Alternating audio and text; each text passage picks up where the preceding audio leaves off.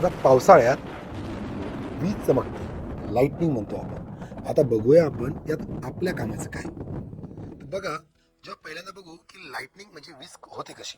वीज तीन वेळा होऊ शकते, तीन प्रकारे होऊ शकते.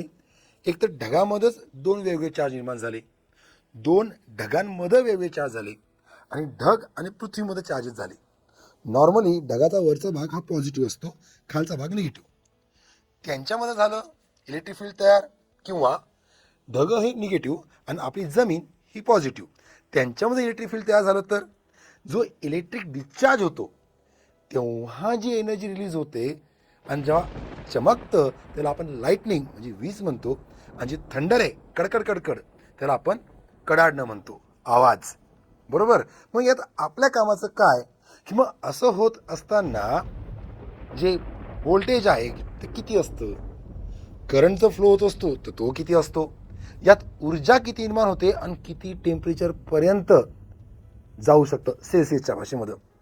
याच प्रश्नांची उत्तरं आपल्यासाठी आहेत परीक्षा दृष्टिकोनातून. हेच आहे आपल्या कामाचं.